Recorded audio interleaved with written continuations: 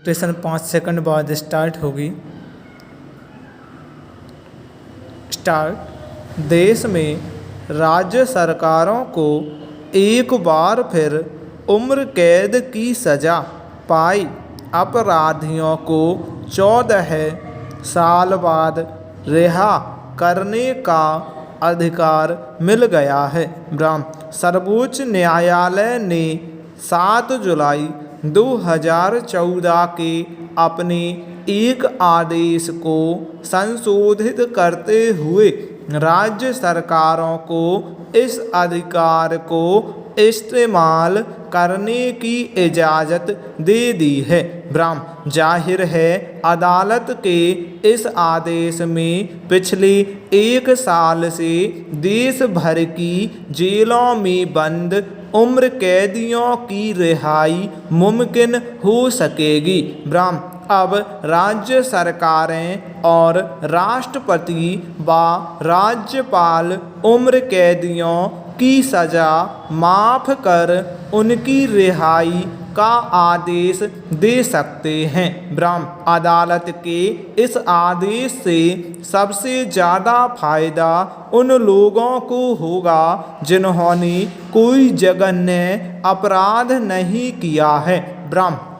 राजीव गांधी हत्याकांड के 7 दोषियों की सज़ा माफ़ कर उन्हें रिहा करने के तमिलनाडु सरकार के फैसले के खिलाफ केंद्र की याचिका पर सुनवाई के बाद मुख्य न्यायाधीश जस्टिस HL दत्तू की अध्यक्षता वाली पीठ ने अपना यह आदेश सुनाया।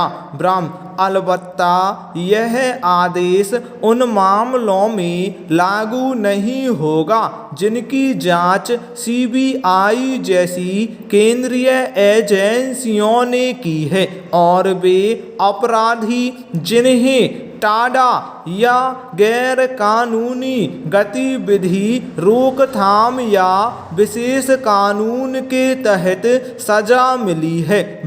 यह रियायत उन मामलों में भी अमल में नहीं आएगी जहां गुनहगार को यौन अपराधों और हत्या के जुर्म में उम्र कैद की सज़ा दी गई है। महिलाओं के प्रति बढ़ते अपराधों को ध्यान में रखते हुए अदालत ने अपराधियों को यह साफ साफ संदेश दिया है कि उनका गुनाह माफ़ी के काबिल नहीं है। उन्हें अपने किए की सज़ा भुगतनी ही होगी। इसके साथ ही सरकारें उन मामलों में भी कोई रियायत नहीं देंगी जिनमें अदालत ने उम्र कैद की सीमा 20 या 25 वर्ष तय की है। संविधान पीठ ने स्पष्ट किया कि यह अंतरिम आदेश राजीव गांधी हत्याकांड पर लागू नहीं होगा। राजीव गांधी के हत्यारों को भी तभी रिहा किया जा सकेगा जब तमिलनाडु सरकार के फैसले को चुनौती देने वाली याचिका का निपटारा होगा। अदालत का यह फैसला सही भी है। जब तक सर्वोच्च न्यायालय अपना अंतिम फैसला नहीं सुना देता इस संबंध में कोई भी सरकार कैसे कोई निर्णय ले सकती है। Paragraph change. गौरतलब है कि राजीव गांधी हत्याकांड में भी श्रीहरन उर्फ मुरुगन संतन और अरीबू की मौत की सज़ा को उम्र कैद में तब्दील करने के न्यायालय के 18 फरवरी 2014 के निर्णय के बाद तमिलनाडु सरकार ने इनकी सजा माफ करके इन्हें रिहा करने का फैसला किया था। तमिलनाडु सरकार के इस फैसले का जब देश भर में विरोध हुआ तो केंद्र ने इसके खिलाफ सर्वोच्च न्यायालय में एक याचिका दायर की।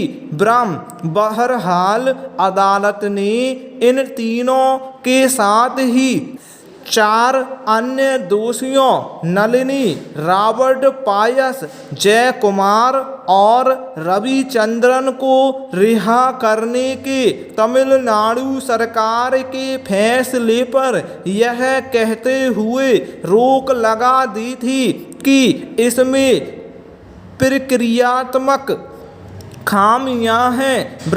सर्वोच्च न्यायालय ने न सिर्फ इन अपराधियों की रिहाई पर पाबंदी लगाई बल्कि तमिलनाडु समेत सभी राज्य सरकारों की ओर से उम्र कैद की सजा कम करके रिहाई पर रोक लगा दी। अदालत के इस आदेश के बाद राज्य सरकारों को 14 वर्ष जेल में काटने के बाद कैदी को रिहा करने का परंपरागत अधिकार खत्म हो गया था। कर्नाटक, पश्चिम बंगाल समेत कई राज्य सरकारों ने सर्वोच्च न्यायालय में अर्जी दाखिल कर इस रोक को हटाने का अनुरोध किया था।